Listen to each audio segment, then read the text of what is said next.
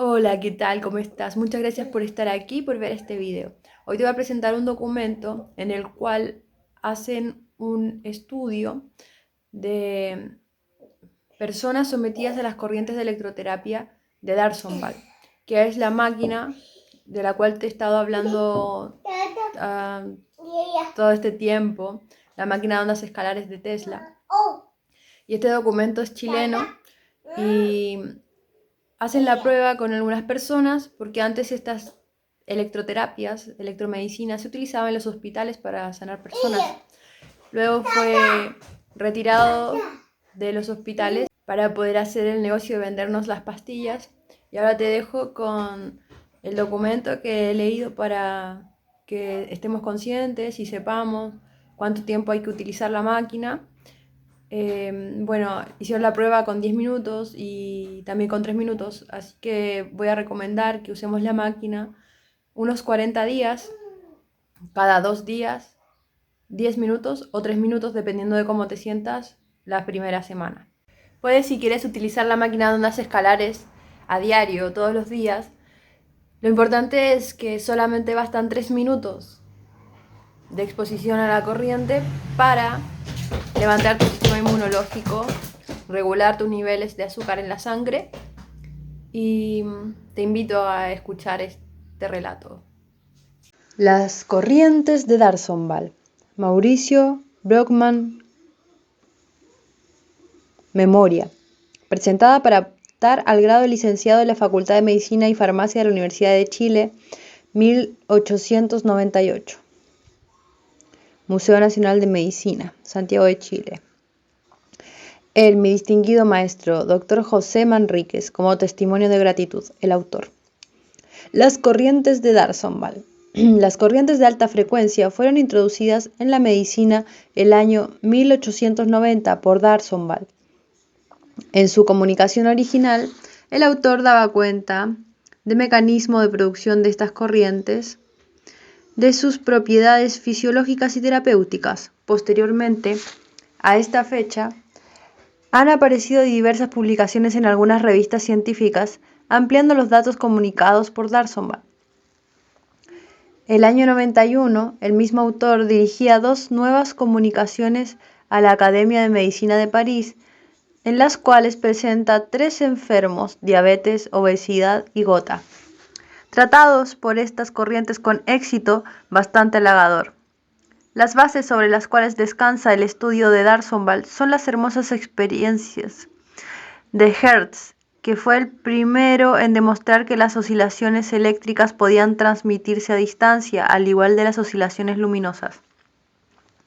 En 1889, Joubert sometió una pata de rana preparada por el método de Galvani a las oscilaciones provenientes de un aparato que ejecutaba 100 millones de alternancias por segundo y pudo observar que la pata no reaccionaba bajo el influjo de una corriente tan poderosa.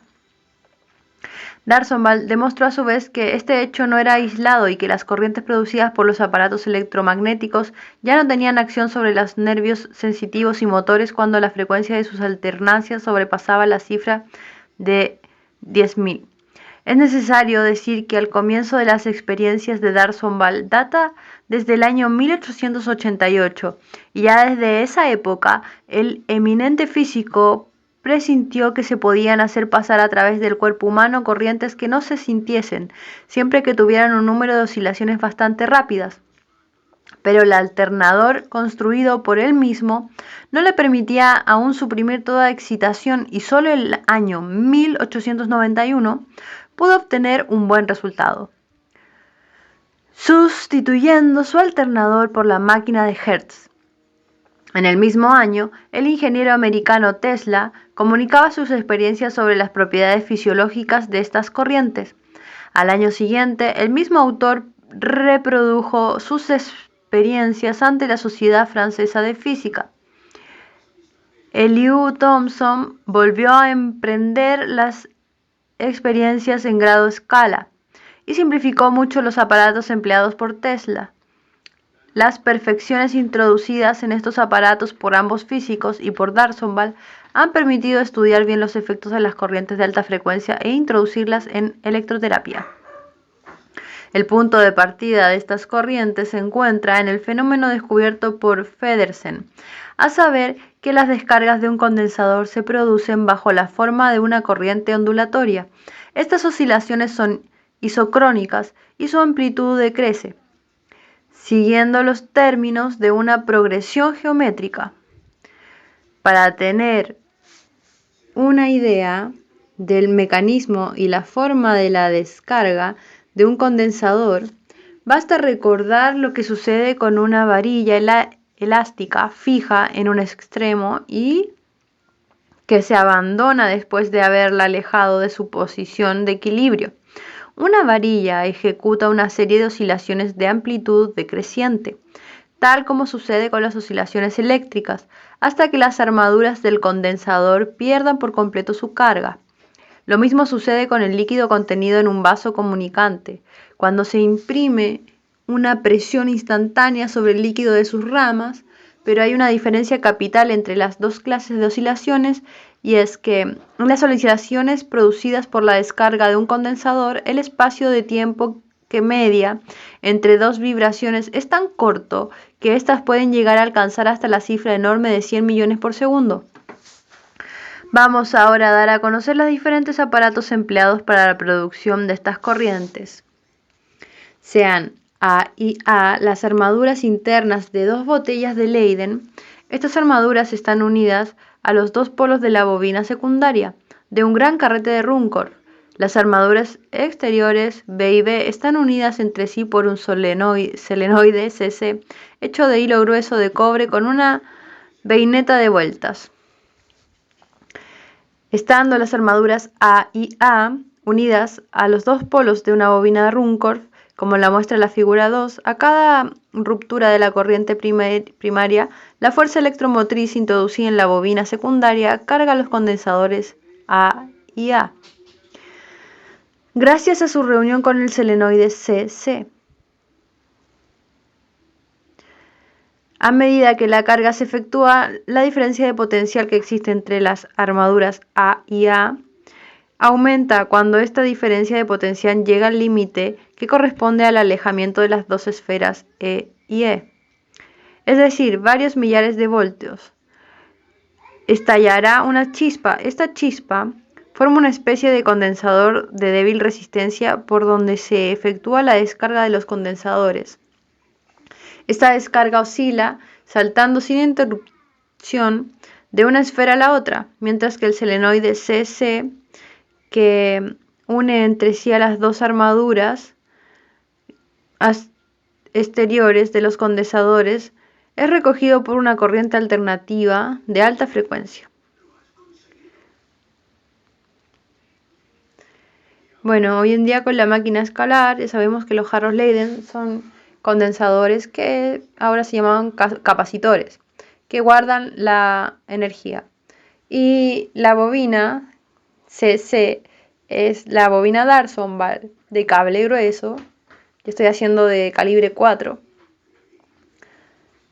Y después el Ruhmkorff vendría a ser lo que estábamos usando como spark gap. Y bueno, y la fuente. Para obtener la continuidad del fenómeno y no solamente las oscilaciones provenidas de una sola descarga de los condensadores, es necesario que la bobina secundaria sea capaz de suministrar continuamente corrientes introducidas de una tensión tan elevada cuando sea posible. Este resultado se puede obtener por medio de dos procedimientos diferentes. Uno, o bien alimentando el hilo primario de la bobina de Ruhmkorff con una corriente alternativa, o dos, alimentando este mismo hilo por medio de una corriente constante, periódica y rápidamente interrumpida. La diferencia que existe entre el empleo de una corriente alternativa y el de una corriente de pila periódicamente interrumpida está en que la primera, los efectos inductivos de las dos ondas positiva y negativa son los mismos, de manera que si el alternador produce una corriente cuya frecuencia es de 80 por segundo, hay 160 alternancias por segundo producidas en el hilo secundario de la bobina. Por el contrario, con la corriente de pila periódicamente interrumpida por un temblador, hay más que la corriente inducida de ruptura que produce las alternancias útiles para la carga de los condensadores. De manera que para tener el mismo número de ondas inducidas útiles como con el alternador, sería necesario que el temblador ejecutara 160 vibraciones dobles por segundo. La corriente alternativa de alta frecuencia que atraviesa el selenoide CC de la figura 2 es de tal manera poderosa que se puede encender una lámpara incandescente sujeta por dos personas, unidas a este selenoide. El aparato que hemos descrito precedentemente es el empleado por D'Arsonval. Los diferentes autores le han puesto algunas modificaciones más o menos prácticas. Para la utilización práctica de estas corrientes podemos emplear dos métodos de aplicación. 1. La aplicación directa. 2. La autoconducción. Este último método consiste en colocar al individuo en experiencia dentro de un selenoide sin ninguna comunicación con él. Es a este método al que hemos dado la preferencia en nuestras experiencias. D'Arsonval en sus primeras comunicaciones en los años 1890 y 1891 emitió dos teorías para la explicación del mecanismo de acción de estas corrientes. Primera teoría: a causa de la enorme frecuencia de estas corrientes, ellas no penetrarían al cuerpo humano, sino que se escaparían en su superficie. Segunda teoría: así como hay nervios en la sensibilidad especial que solo responden a un número determinado de vibraciones, así exactamente lo mismo sucedería con nuestros nervios motores y sensitivos.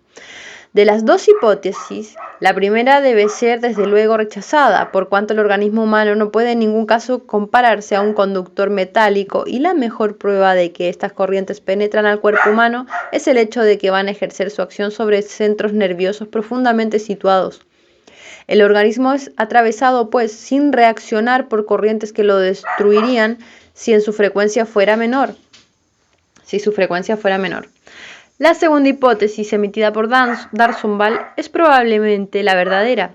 En efecto, no hay fenómenos de excitación, pero sí fenómenos inhibitorios, y la prueba de ello es que en los tejidos atravesados por las corrientes se obtiene una verdadera anestesia que puede durar hasta media hora. Si aplicamos una de estas corrientes sobre la piel por medio de un excitador metálico, no se observa ningún fenómeno de sensibilidad. Exactamente lo mismo sucede con los músculos, pues estos se quedan en el reposo más absoluto, y sin embargo vemos que esta corriente es capaz de incandecer una lámpara eléctrica colocada en el circuito del cual forma parte el cuerpo humano. Sin embargo, si la corriente es muy intensa, se siente en el punto de aplicación una sensación de calor.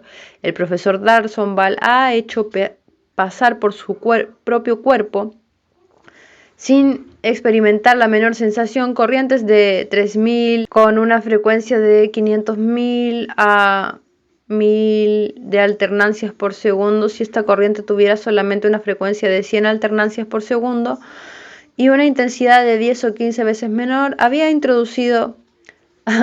producido estragos considerables. En el caso de la aplicación de estas corrientes por autoconducción, el campo eléctrico está formado por un selenoide recorrido por la corriente oscilante y dentro del cual se coloca el individuo. Los tejidos vivos son entonces el sitio de corrientes inducidas extremadamente energéticas y hacen así el papel de conductores cerrados sobre sí mismos. Estas corrientes inducidas, que constituyen la autoconducción de D'Arsonval, tienen su sitio en el organismo mismo y obran sobre los centros nerviosos y sobre los órganos aún situados profundamente. No producen ningún dolor ni ningún fenómeno consciente. Sin embargo, obran energéticamente sobre la vitalidad de los tejidos. El sistema vasomotor es fuertemente influenciado si se coloca un manómetro de mercurio en la carótida de un perro sometido a estas corrientes. La presión arterial baja varios centímetros. Si se sigue sometiendo a un individuo durante un tiempo más largo, la piel se vasculariza y sobreviene sudor. D'Arsonval ha estudiado las modificaciones que sufren las combustiones respiratorias en animales colocados dentro de un selenoide. En estas condiciones ha encontrado un aumento de la intensidad de la combustión respiratoria y por consiguiente una mayor absorción de oxígeno y exhalación de ácido carbónico. La temperatura central no sufre modificación alguna. Es necesario notar aún que el ritmo y la amplitud de los movimientos respiratorios aumentan de una manera notable. El mismo autor ha emprendido experiencias calorimétricas por medio de su anemocalorímetro, pero sus resultados parece que no han sido publicados aún, porque no los hemos podido encontrar en ninguna revista. Últimamente los señores Darsonval y Charrin han comunicado a la Sociedad de Biología los resultados de las experiencias sobre la acción de las corrientes sobre las toxinas microbianas. Han ensayado, en primer lugar, la acción directa de la corriente sobre estas toxinas y el efecto en las dos extremidades de un pequeño selenoide. Han unido dos hilos de plata que se hacen pasar por un tubo en U, dentro del cual habría toxina diftérica.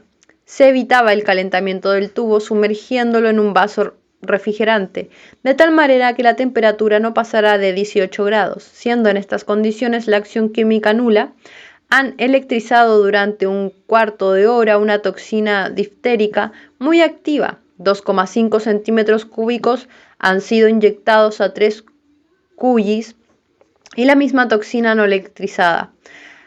A 3 otros, estos últimos han muerto en 20, 24 y 26 horas, mientras que los que habían recibido la toxina electrizada ni siquiera se enfermaron.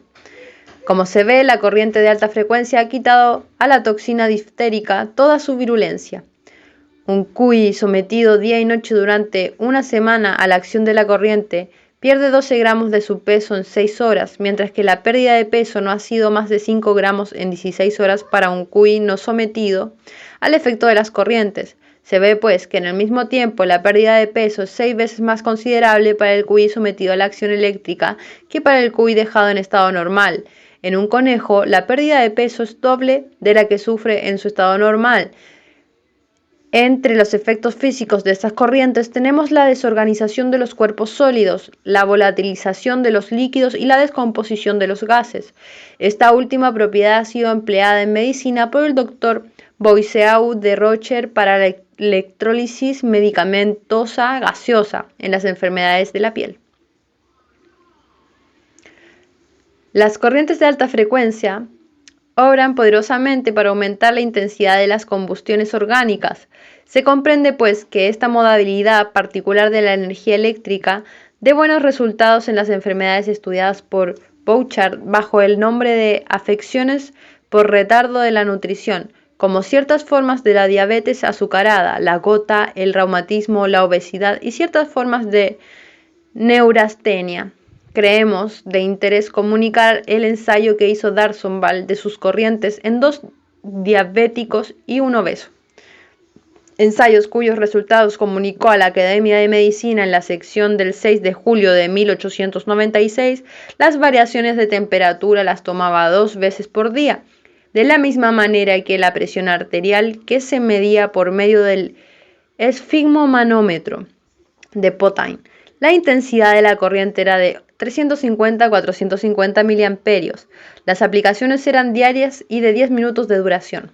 Observación 1. Se trata de un individuo de 33 años de edad, carpintero, que sufría de una diabetes grave hace 4 años y que es puesto en observación durante 15 días sin ningún tratamiento. En estas condiciones, orinaba 11.300 litros en 24 horas. Cada litro contenía 54 gramos de azúcar, o sea, 620 gramos de azúcar por día. La presión arterial era de 65 centímetros de mercurio, el pulso 7,2 por minuto y la temperatura subnormal. La toxicidad de la orina era casi nula, 250 gramos inyectados a un conejo apenas le enfermaban. Se aplican las corrientes de alta frecuencia diariamente durante 10 minutos. Desde los primeros 10 desaparecen los dolores en los miembros, el sueño se mejora y ya no es interrumpido por la sed o los deseos de orinar. La vista se modifica y la memoria vuelve. Esto por lo que respecta a los fenómenos subjetivos. En cuanto a los fenómenos objetivos, desaparición de un edema maleolar que remontaba hasta la mitad de la pierna y de cierto grado de ascites. Vuelta de la sensibilidad en las extremidades inferiores, de donde había desaparecido por completo.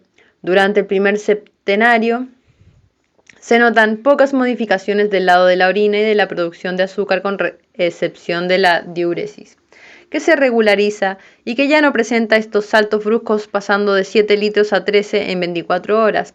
En el segundo septenario, todo se modifica rápidamente y después de 42 días de tratamiento se constata los hechos siguientes. El término medio de la cantidad de orina emitida en las 24 horas es de 7 litros. El azúcar expulsado en las 24 horas es de 180 gramos. La presión arterial. El 20º día, el pulso es de 104 por minuto. La temperatura se eleva a 38 grados y se mantiene por fin en 37 grados. La toxicidad de la orina ha aumentado notablemente. Después de un mes, 64 gramos matan 1 kilogramo de animal. En fin, el peso que había descendido 57 kilogramos a 51 asciende gradualmente a 56 kilogramos. Observación 2. Se trata de una mujer diabética de 53 años de edad. Orina 3.300 litros en 24 horas, conteniendo 43 gramos de azúcar por litro, o sea, 137 gramos por día. Hay polifagia, polidipsia, debilidad general, curvatura y dolores en los miembros. La presión arterial es de 27 a 30 centímetros de mercurio, pulso lento 64 por minuto, temperatura un poco por encima de lo normal. Oscila entre 37,3 y 37,5. Toxicidad de la orina 107 gramos por kilogramo de animal. Se inician sesiones de electrolización de 10 minutos de duración que son bien toleradas, pero que dejan después una gran sensación de laxitud. Después de 15 días de tratamiento, no hay variaciones en la cantidad de orina emitida en 24 horas, pero el azúcar ha bajado a la mitad, 24 gramos por litro en lugar de 43. La presión arterial desciende a 25 centímetros de mercurio, el pulso asciende a 76-80 por minuto, la toxicidad de la orina asciende a 87 gramos por kilogramo. A pesar de la disminución en la cantidad del azúcar, el bienestar que experimenta la enferma no es tan marcado como en el enfermo precedente. Se suspende el tratamiento durante algunos días y se le vuelve a ensayar de nuevo en sesiones cuya duración se hace descender sucesivamente a 10 minutos a 3. De 10 minutos a 3. El bienestar experimentado es mucho mayor. La enferma se siente aliviada, duerme bien, ya no tiene curvatura y la cifra del azúcar cae a 38 gramos en 24 horas. Observación 3. Se trata de un obeso de 36 años de edad, cochero, que pesa 130 kilogramos, presentando una arritmia cardíaca bastante manifiesta. Se emprenden sesiones diarias de 10 minutos de duración. El enfermo sigue mejor durante algunos días. La cifra de urea excretada asciende a 33,72 gramos a 41,63 gramos en 24 horas. La presión arterial asciende de 18 centímetros a 20, idem de mercurio, y el pulso de 72 por minuto a 108. Al cabo de 15 días, el enfermo dice tener accesos de disnea. Se suspenden las sesiones durante 15 días y se las ensaya de nuevo con una duración menor, 3 minutos en lugar de 10. Al cabo de algunos días, los mismos fenómenos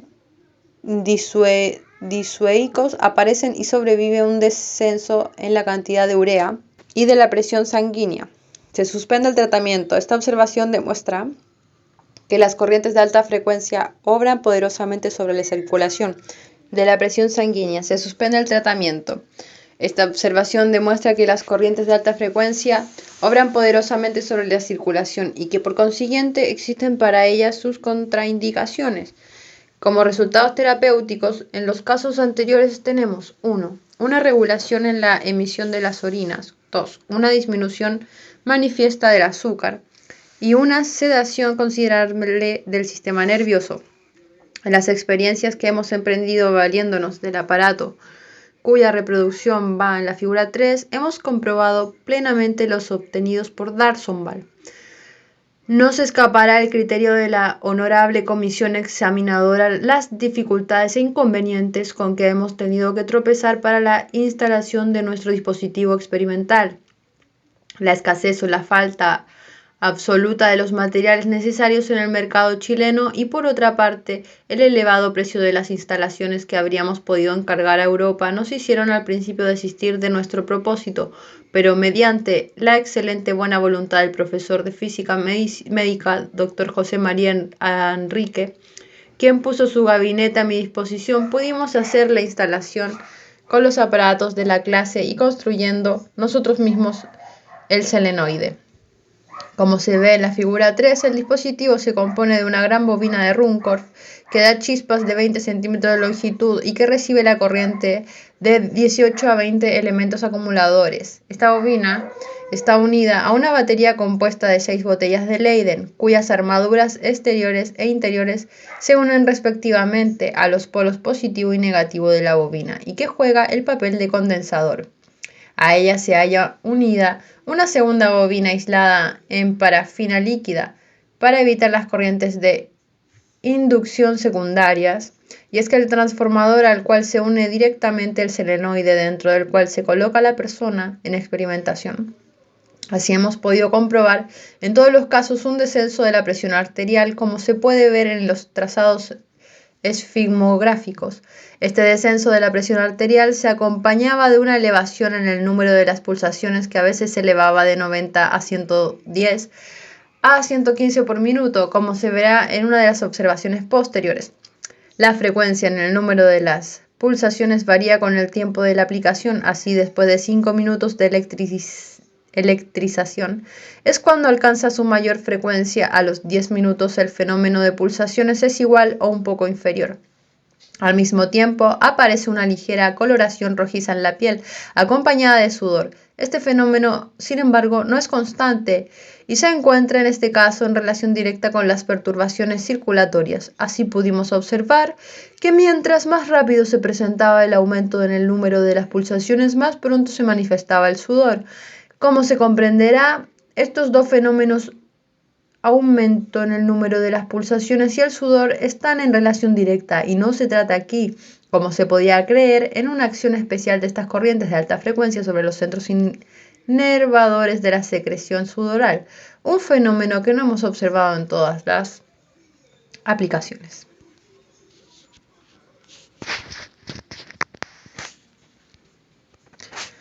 Es una especie de cansancio, de astenia muscular, ya sea en un miembro aislado, ya sea en varios a la vez. El número de respiraciones se acelera y el individuo sometido a la aplicación dice sentirse más aliviado, más ligero. Debemos advertir que ninguno de estos fenómenos será molesto para el enfermo sometido a la experimentación. En cuanto a observaciones, solo podemos presentar 2, con un éxito más o menos halagador. Las dificultades para llevar adelante mis aplicaciones han sido insuperables. Desde luego, los enfermos oponían toda clase de obstáculos y solo se sometían a 3 o 4 aplicaciones, presentando que una corriente que no se hacía sentir no podía tener efecto alguno. Este fue el caso de 2 enfermos que, debido a la amabilidad de mi estimado profesor, el doctor Ugarte Gutiérrez, solo pudimos obtener la persistencia de las aplicaciones en 2 estudiantes, uno de medicina y otro de humanidades, cuyas observaciones vamos a exponer. Observación 1. De 21 años de edad, soltero, estudiante de medicina, nacido en Santiago. Sus antecedentes hereditarios no ofrecen importancia ninguna. Entre los antecedentes personales tenemos en los primeros años de vida una alfombrilla a la edad de 8 años, un tumor blanco en la articulación radiocarpiana que dejó una pseudoartrosis.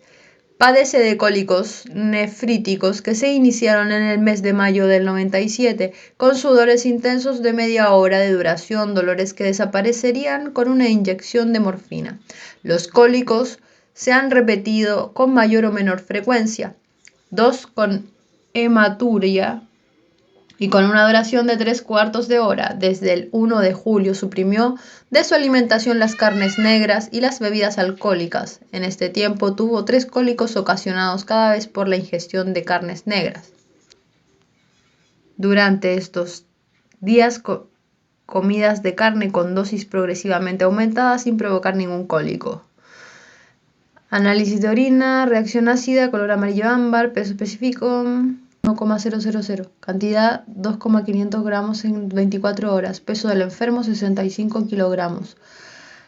El 24 de julio se inician las aplicaciones de 10 minutos de duración cada una. Durante estos días, comidas de carne con dosis progresivamente aumentadas sin provocar ningún cólico. Análisis de orina, reacción ácida, color amarillo ámbar, peso específico 1015, albúmina, cantidad 1,500 gramos en 24 horas, urea 12,50 por 1,000. Como se ve, durante todo el tiempo que han durado las aplicaciones, no ha habido un solo cólico. Solo 12 días después de suspenderse el tratamiento, se presenta uno con bastante intensidad. Hasta la fecha en que escribimos esta memoria, no se había presentado otro. Observación 2. H. B. Soltero, de 21 años de edad, estudiante de humanidades. Antecedentes hereditarios. Madre nerviosa, padre alcohólico, sufriendo de ataques de angina pectoris. Algunos parientes lejanos han muerto paralíticos. Antecedentes personales. El año 91 tuvo una fiebre tifoidea. Es muy fumador y desde el año 91 hasta diciembre del 96 ha sido masturbador, entregándose a este vicio 1 o 2 veces por noche. El enfermo se queja desde marzo del 97 de que sus respiraciones a veces se aceleran y otras se retardan, de una sensación de peso en la parte anterior de la cabeza, y en especial en la raíz de la nariz, en la región occipital y posterior del cuello. Tiene una anatomía muscular intensa que a veces se presenta desde que se levanta. Después de las comidas siente que el estómago se le hincha. Hay una sensación de peso en el epigastrio. Gran desarrollo de gases y la digestión se retarda. A las perturbaciones gástricas acompañan palpitaciones cardíacas y ansiedad respiratoria. No puede ocuparse en ningún trabajo intelectual, pues luego se cansa y le arden los ojos. Tiene zumbidos de oídos e insomnios. Y cuando duerme hay pesadillas. No puede estar solo en una pieza por miedo. Diagnóstico: neurastenia. Se indican las palpitaciones el 3 de agosto con 10 minutos de duración. Después de estas 10 aplicaciones, el enfermo nota una mejoría manifiesta. En astenia muscular ha desaparecido en gran parte. Las palpitaciones cardíacas y la ansiedad respiratoria han disminuido mucho. Sus digestiones, así como el sueño, se han regularizado. El paciente dejó de venir a sus aplicaciones creyéndose ya por completo sano, pero al cabo de 10 o 12 días el mismo estado se presenta y el enfermo vuelve de nuevo a sus aplicaciones eléctricas. Siguió con constancia sus sesiones durante un mes con una aplicación cada 2 días, y así al cabo de ese tiempo podemos decir que el enfermo ha sanado por completo. Pasa sus noches con un sueño tranquilo como lo que quiere, porque ya no tiene que preocuparse de sus perturbaciones dispépticas. Y por último, lo que el enfermo más nos agradeció fue que pudo de nuevo entregarse a sus estudios. Este enfermo hemos tenido ocasión de verlo 4 meses después y nos hemos impuesto con agrado de que su salud seguía siempre bien. La conclusión que se desprende del trabajo anterior es que el organismo es fuertemente influenciado bajo el punto de vista de los cambios nutritivos que se efectúan en los tejidos. El individuo sometido a la autoconducción dentro del selenoide obtiene el mismo provecho como si hiciera un violento ejercicio, pero sin el consiguiente cansancio. Su nutrición por consiguiente se activa y su desasimilación se acelera. Se comprende fácilmente el éxito que se puede obtener en el tratamiento de las enfermedades caracterizadas por una perturbación o una disminución en la nutrición. Bibliografía. D'Arsonval. Comunicaciones a la Academia de Medicina de París. 1889. 1891. Bordier, Tratado de Electroterapia, página 98 y 110. La Nature, año 1896. El Electricien, año 1897. Puedes, si quieres, utilizar la máquina de ondas escalares a diario, todos los días. Lo importante es que solamente bastan 3 minutos de exposición a la corriente para levantar tu sistema inmunológico, regular tus niveles de azúcar en la sangre, y te invito a escuchar este relato.